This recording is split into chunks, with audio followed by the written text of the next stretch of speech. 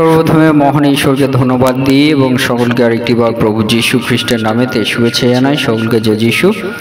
আসুন আজকে আমাদের আলোচ্য যে বিষয় তা হলো যে বিদেশীয় তিনি আমাদেরকে বলেন যে আমরা যেন পিপিলিকার কাছ থেকে আমরা শিক্ষা নিই, তার কার্য সকল থেকে আমরা যেন জ্ঞানবান হই, সে বিষয়ে বিদেশীয় তিনি আমাদেরকে বলেন।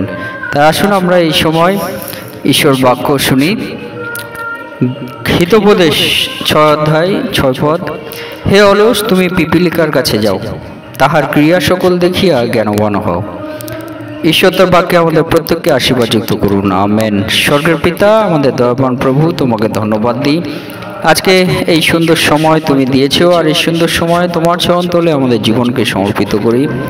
প্রভুগো, তোমার চরণতলে আমাদের জীবনকে রাখি এবং প্রভুগো, তোমার পবিত্র আত্মায় তুমি আমাদেরকে পরিচালনা করো। আজকে এই নতুন দিন দেখার তুমি সুযোগ করে দিয়েছো, তাই তোমাকে ধন্যবাদ দিই। আর প্রভুগো, প্রভু তুমি আরেকটিবার তোমার দয়ার মধ্য দিয়ে আমাদেরকে চলার আশীর্বাদ তুমি করো।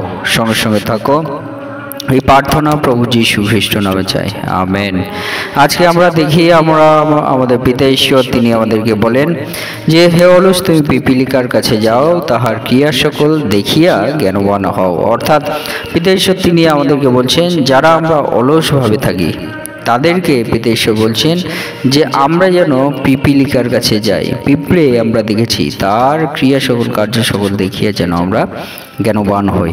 আর পিতা ঈশ্বর এই মধ্য দিয়ে পিপিলিকার কার্য সকল আমাদেরকে দেখার জন্য আমাদেরকে অনুরোধ জানান। কেন আমরা তা থেকে আমরা কি শিখতে পারি পিপিলিকার কাছ থেকে? প্রথম হলো যে কঠিন কাজ যে পিপিলিকা করে চলেছে প্রতিনিয়ত, সেই কঠিন কাজ আমরাও আমাদেরকে বিদেশে বলছেন যে আমাদেরকেও এরকম কঠিন কাজ আমাদেরকে করতে হবে।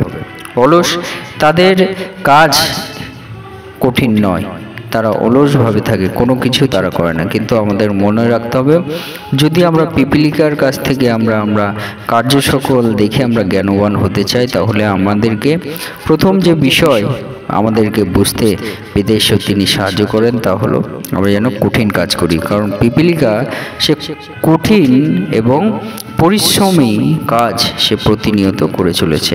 সেই কাজ আমাদেরকেও বিদেশে করার অনুরোধ, আমাদেরকে শিক্ষা নেওয়ার জন্য জানান পিতা ঈশ্বর। এবং 2 নম্বর, পিপিলিকার কাছ থেকে আমরা কি শিখতে পারি? 2 নম্বর যে বিষয়, পিপিলিকার কাছ থেকে আমরা কি শিখতে পারি তা হলো যে দলগত কাজ। পিপিলিকা কি করছে? দলগতভাবে কাজ করছে। আপনি পৃথিবীর যে কোনো প্রান্তে আপনি দেখুন না, যে কোনো জায়গায় আপনি গিয়ে দেখুন, সমস্ত জায়গায় কাজ, যে কোনো একটা বড় কাজ সেটা দলগতভাবে করা হচ্ছে, দলগত এককভাবে সে কাজ করা হচ্ছে। সেদিকভাবে আমাদেরকেও এরকম দলগত বা এককভাবে আমাদের কাজ করতে হবে। সেই বিষয় পিতা ঈশ্বর তিনি আমাদেরকে বলেন। আজকে আমরা যে কাজ আমরা করছি, সেই কাজ আমরা দলগতভাবে করছি কিনা আমরা নিজ স্বার্থে, সেই বিষয়টি পিতা ঈশ্বর তিনি আমাদেরকে বলতে চান। আমরা যেন সেই দলগতভাবে কাজ করি, সকলকে মিলে নিয়ে যেন আমরা আমরা এগিয়ে চলি।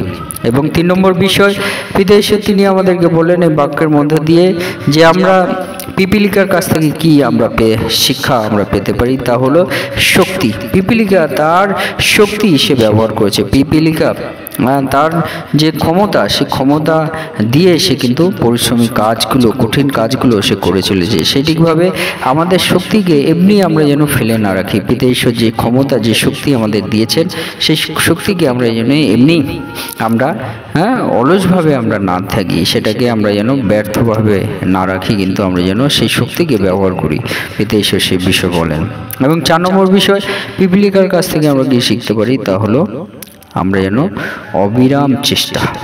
পিপিলিকা কিন্তু অবিরাম সে তার কার্যে কাজ করে চলেছে। হাল ছেড়ে না দেওয়া, যেন আমরা হাল ছেড়ে না দিই। কখনো আমাদের কঠিন মনে হলেও সেই হাল আমরা ছেড়ে দিই, সেটিকভাবে আমরা যেন হাল না ছেড়ে দিই, কিন্তু আমাদের কাজে যেন আমরা প্রতিনিয়ত সামনের দিকে আমরা এগিয়ে চলি, সেটা কিন্তু আমরা পিপিলিকার কাছ থেকে আমরা শিখতে পারি।